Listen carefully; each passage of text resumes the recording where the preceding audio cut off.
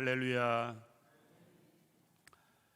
오늘 이 시간은 본문 말씀 통해서 내 문제의 해결자 예수님이라는 제목으로 말씀을 생각해 보려고 합니다. 저는 개인적으로 저를 생각할 때에 부유하지 않은 가정에서 태어나서 공부할 때 그럼에도 불구하고 큰 무리 없이 학교를 다녔고요. 신학을 공부할 때는 벌어서 학업을 이어가면서 힘들게 공부했는데 그럼에도 불구하고 특별히 힘들다 어렵다 생각 없이 공부를 잘 마쳤습니다. 부교육자를 8년 했고 섬에서 목회를 4년 했고요. 개척한 지 또 27년 되었습니다. 횟수로 꽤 된 세월 동안 목회를 하면서 그럼에도 불구하고 목회 또한 무엇 하나 유난히 어렵다 힘들다 생각해 본 적은 없습니다. 부교육자를 할 때도 또는 섬에서 목회할 때도 개척해서 오늘까지도 힘들다 어렵다 생각해 본 적은 거의 없는 것 같아요. 그런데 힘든 일이 없었느냐? 그것은 아니거든요. 문제가 없었느냐? 그것은 아닙니다. 오늘도 새벽 예배 마치고 막 일찍 나와서 저는 주일날은 새벽 예배 1층에서 드리고 바로 본당에 올라와서 주일 설교 준비를 다시 한번 혼자 여기서 묵상하며 준비하는데 새벽 예배실을 딱 나와서 1층 앞에 엘리베이터에 딱 섰는데 갑자기 화재 경보기가 띠용띠용 울리고 번쩍번쩍하고 그래서 지하실 내려가 봤더니 물이 꽉 찼어요. 원인은 모르겠습니다. 물탱크가 터진 건지 거기 집수정이 있는데 집수정에 모터가 고장난 건지 좌우지간 거기에 물이 차면서 기계실의 기계가 정상적으로 작동되지 않으면서 이제 문제가 돼서 물 퍼내고 있습니다. 원인도 물 퍼낸 다음에 확인해 봐야 될 것 같습니다. 이렇게 크고 작은 사소한 일들이 목회에선 떠나지 않거든요. 그런데 그럼에도 불구하고 문제다라고 생각해 본 적은 없는 것 같습니다. 어느 분하고 생각하면서 갑자기 생각해 봤어요. 나는 왜 이렇게 문제라고 생각되는 게 없지? 이런저런 말 들으면 남들은 인생 사는 게 그렇게 어렵다 힘들다 이야기하는데 왜 나는 제가 볼 때는 더 어렵고 힘든 상황에서 어렵고 힘든 일들을 하면서 왜 그렇게 문제라고 생각되지는 않지? 스스로 질문을 해봤습니다. 그때 제가 내린 대답은 이겁니다. 어떤 문제 가운데서도 하나님은 함께 하셨다. 문제가 없었다가 아니고 그 문제 가운데 하나님은 함께 하셨다. 이런저런 일들 늘 있었는데 하나님께서는 그 모든 일들을 예수님께서는 그 모든 일들을 맡아서 해결해 주셨다라는 것입니다. 그러니까 문제가 생겨도 하나님이 해결해 주시고 일이 있어도 하나님이 풀어주시니까 저는 그게 일이라고 그렇게 고민된 본 적이 없고요. 문제라고 그렇게 고민된 적이 없습니다. 지하실에 기계실에 물 쳤다고 그러니까 사람들이 그런 말씀을 하세요. 어떻게 해요? 퍼내면 되죠. 저는 그렇게 생각합니다. 그런데 문제는 거기에 큰 엔진 3개가 있어요. 우리 교회가 만약에 보려면 물을 그 지하에서 다 품어 올려가지고 천장에서 물을 떨어뜨리게 하는 모든 시설 기계들이 거기 있거든요. 그건 물 차가지고 어떻게 하나? 순간 생각이 들어도 그래도 뭐 여태까지 하나님이 여기까지 하셨는데 그것도 어떻게 또 하시겠지. 그냥 그런 생각을 하니까 문제가 문제로 여겨지지 않는 모습을 보게 됩니다. 지금까지 살아온 모든 것을 생각해 보면 언제나 일은 있었고 문제는 있었는데 하나님이 다 해결해 주셨고요. 풀어주셨음을 볼 수 있다라는 것입니다. 그런데 저와 함께 하신 하나님이 저와만 함께 하시는 것이 아니라 이 자리에 계신 모든 분들과 함께 하시는 하나님이심을 기억하시기 바랍니다. 나의 문제를 해결해 주시고 풀어주신 그 하나님이 이 자리에 계신 모든 분들의 문제도 풀어주시고 해결해 주시는 분이심을 믿으시기 바랍니다. 우리는 살면서 유난히 크고 작은 일 가운데 문제로 헤매는 분들이 계세요. 왜 인생이 그렇게 어렵고 힘드냐? 하나님이 풀어주지 않으면 우리는 답이 없기 때문에, 하나님이 해결해 주지 아니하면 우리는 길이 없기 때문에 어렵고 힘들어집니다. 그런데 예수님은 우리 문제의 해결자세요. 내 문제를 내가 풀어가는 것이 아니라 주님이 풀어주시고 인도해 주시는 분이시다라는 것입니다. 그러면 주님은 어떤 분이시길래 우리 문제를 해결해 주시는가? 오늘 본문을 통해서 세례 요한이 외쳐대는 예수님에 대해서 생각해 보면서 이런 예수님이시기 때문에 우리의 문제를 풀어주시는구나, 이것을 깨닫는 시간 되길 원하고요. 그리고 앞으로 그것을 믿고 나가는 우리들 되기를 원합니다. 첫 번째, 예수님은 하나님의 어린 양이시기 때문에 우리의 문제를 풀어주십니다. 인생에게 가장 큰 문제가 무엇일까? 아픈 사람에게는 질병의 문제가 가장 클 수 있습니다. 경제적으로 환난을 만난 사람은 물질의 문제가 가장 큰 문제일 수 있어요. 이런저런 사고, 또 환난 당한 사람은 그때 당한 일들이 가장 큰 문제일 수 있습니다. 그런데 인생이 가장 큰 문제는 죄의 문제예요. 왜? 죄에서부터 수고로운 삶이 생겼고요, 죄 때문에 인간의 고통이 시작이 되었고요, 죄 때문에 우리의 죽음이 이르렀기 때문에 그렇습니다. 죄가 없다면 수고할 일이 안 생겼을 텐데, 죄가 없다면 고통스러울 일이 없었을 텐데, 우리가 안고 있는 대부분의 모든 문제는 죄 때문에 우리가 필연적으로 감당해야 할 일들, 그런 문제들, 그것이 우리의 문제다라는 것입니다. 그런데 예수님이 하나님의 어린 양이다라고 말씀합니다. 구약시대에는 사람들이 죄를 지면 하나님 앞에 나와서 제사 지내면서 죄사함을 받았습니다. 하나님 앞에 죄를 지었든 사람 앞에 죄를 지었든 속건제든 속죄제든 상관없이 이스라엘 백성들은 죄를 지으면 어린 양을 한 마리 끌고 성전에 와가지고 제사장에게 이야기하고, 그 모든 죄를 제사장은 어린 양에게 전가시킨 이후에 그 어린 양을 제물로 희생시키고 그 온 제물을 가지고 온 그 사람의 죄를 하나님이 사하게 하시는 모습을 볼 수가 있습니다. 즉, 죄는 우리가 졌는데 어린 양의 죄값을 치르는 거예요. 우리가 잘 아는 출애굽기의 유월절을 보면 10가지 재앙, 애굽의 온 땅에 장자의 죽음이 임했을 때에도 하나님께서는 이스라엘 백성들에게 어린 양을 잡아 그 피를 문설주에 바르게 하셨습니다. 우리 그냥 표현으로 말하면 문틀에 다 바르게 하셨고, 그 문틀에 피가 있는 가정마다 죽음의 사자가 넘어감으로 죽음을 경험하지 않게 했고요, 애굽 사람들의 장자만 죽음을 당하는 모습을 보게 됩니다. 죽어야 되기는 사람이 죽어야 되는데 어린 양의 피가 사람을 구원하는 모습 볼 수 있다. 그렇기 때문에 지금 세례 요한은 예수님을 바라보면서 하나님의 어린 양이다라고 외쳐댑니다. 즉, 우리의 죄의 문제를 해결해 주시는 분, 그분이 예수님이다라는 것입니다. 죄의 문제가 해결되면 자연스럽게 따라오는 게 있습니다. 그 다음엔 하나님의 은혜예요. 죄의 문제가 해결되면 내가 예수의 피로 죄사함을 받으면 구원이 우리에게 임하게 되어지고요, 그 구원받은 자들은 하나님의 자녀로 하나님이 주시는 은혜를 경험하게 되어진다라는 것입니다. 따라서 인생은 죄의 문제가 해결되면 대부분의 많은 문제들은 저절로 해결되어집니다.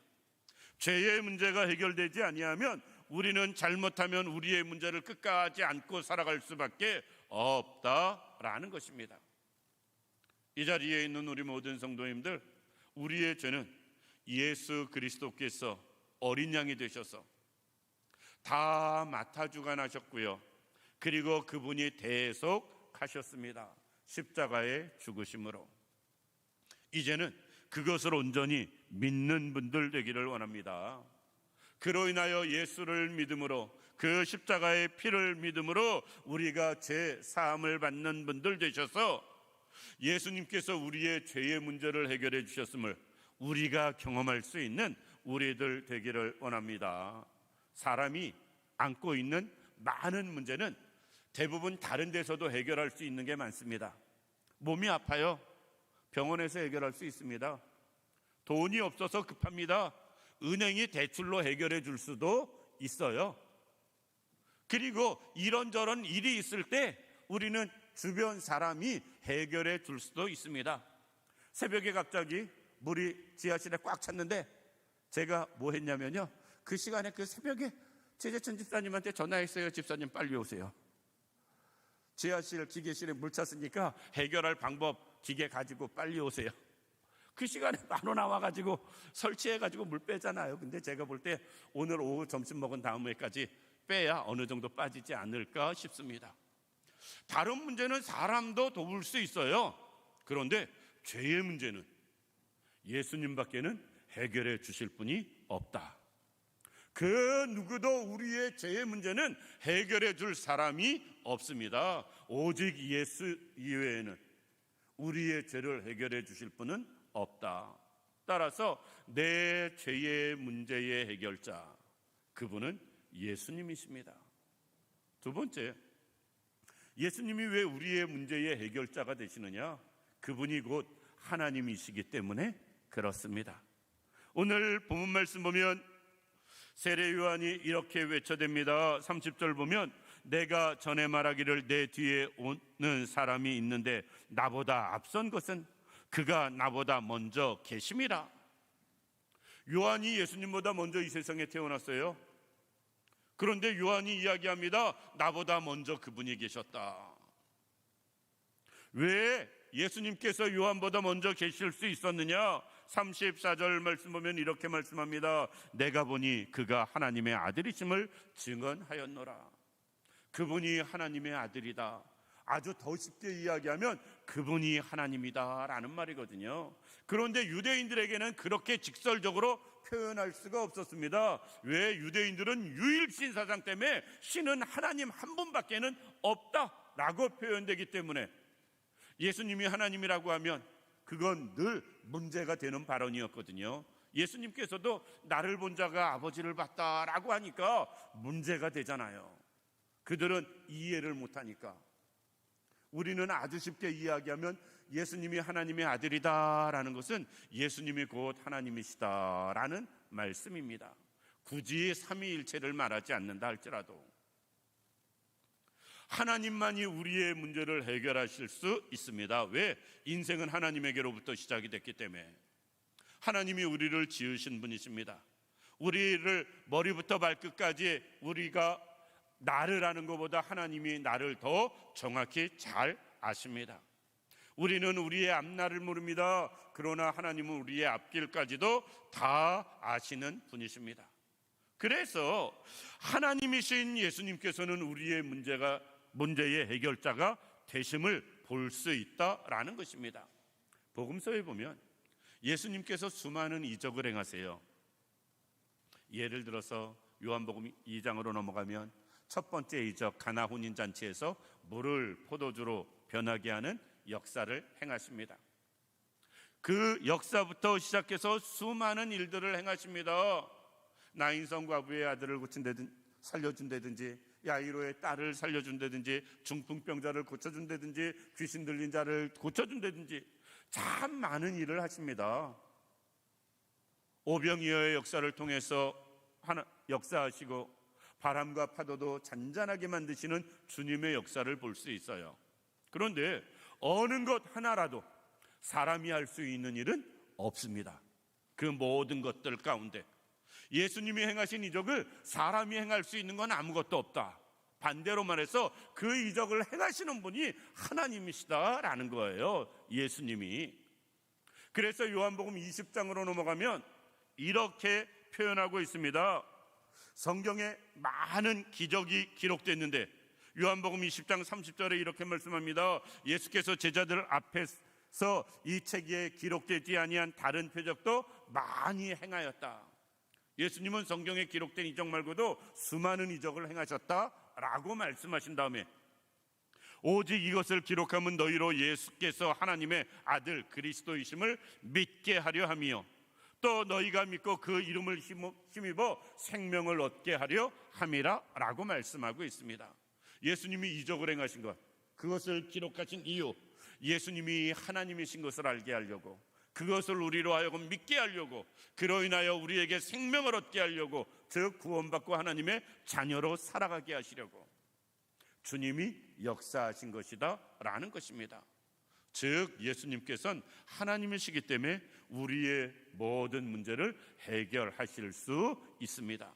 지금까지만 아니고요, 앞으로도 목회하는데 문제가 점점 없어졌으면 좋겠습니다. 이제 지금까지 햇소라 39년 사역을 했는데요, 앞으로 얼마나 더 하게 될지 모르겠습니다. 그래봤자지요 이제 39년에 비하면. 그런데 그 남은 삶 동안에 이런저런 문제가 없으면 좋겠다, 바람인데, 그럼에도 불구하고 문제가 있어도 상관없습니다. 하나님이 해결해 주실 것이기 때문에 그렇습니다. 따라서 우리의 문제의 해결자 예수님임을 꼭 기억하는 우리들 되기를 원합니다. 마지막으로 예수님이 왜 우리의 문제의 해결자가 되시느냐? 예수님은 성령으로 역사하시는 분이시기 때문에 그렇습니다.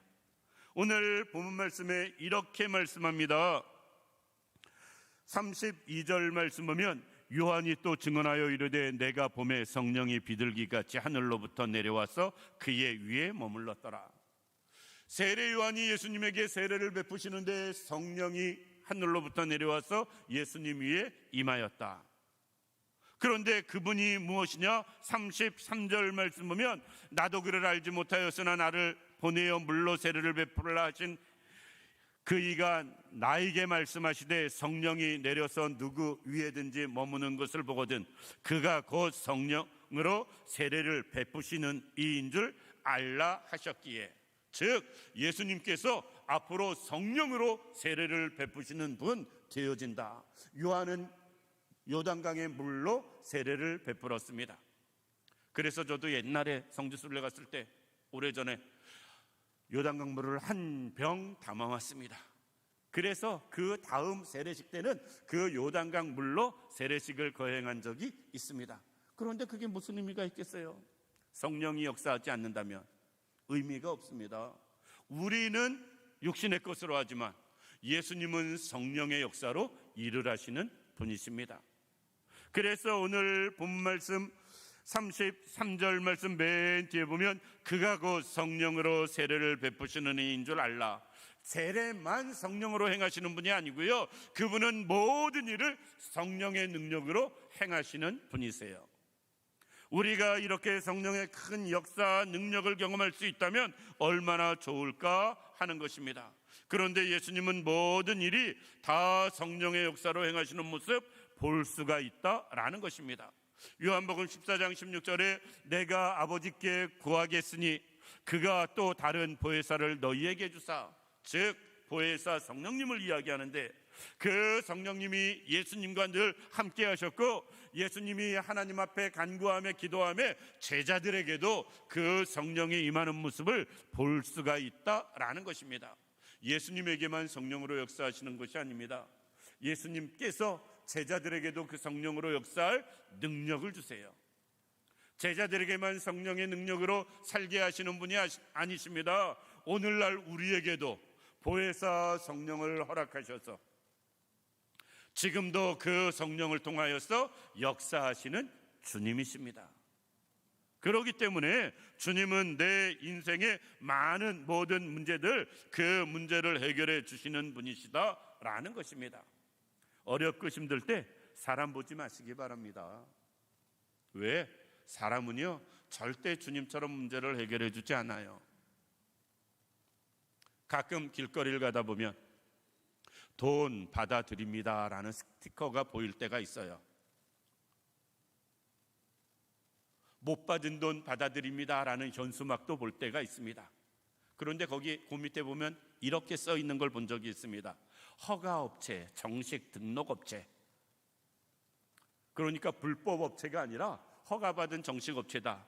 그러면 저는 그 글자를 보면서 어떤 생각이 드냐면, 허가받은 업체라 할지라도 정상적인 법적인 방법으로 돈을 받을 수 있다면 주인이 벌써 받았지.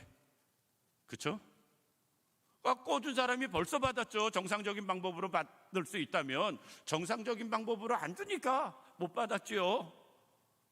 그러면 그 사람들은 정상적인 방법으로 돈 받을까?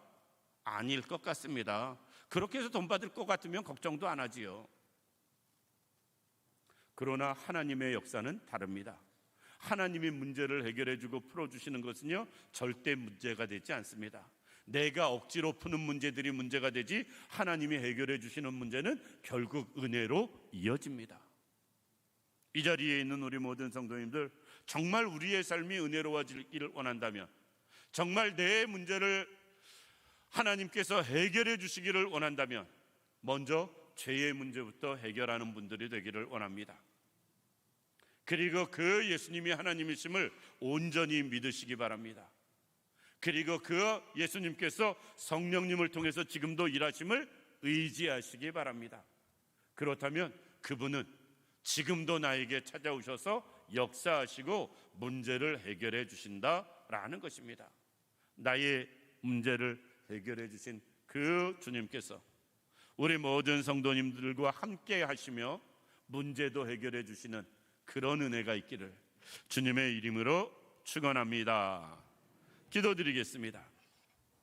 살아서 역사하시는 참 좋으신 아버지 하나님, 은혜와 사랑을 진심으로 감사드립니다. 하나님, 우리 가운데 찾아오셔서 역사하시되 수많은 문제 가운데 방황하며 헤매이는 우리들을 긍휼히 여겨 주옵시고, 하나님, 그럼에도 불구하고 우리와 함께 하시며 우리의 문제를 풀어주시는 역사가 있게 하여 주옵소서.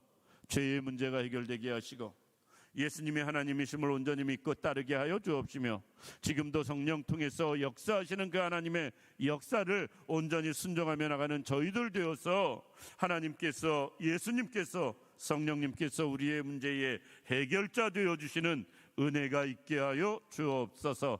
하나님이 온전히 함께 하시기를 원하오며 예수님의 이름으로 기도드립니다.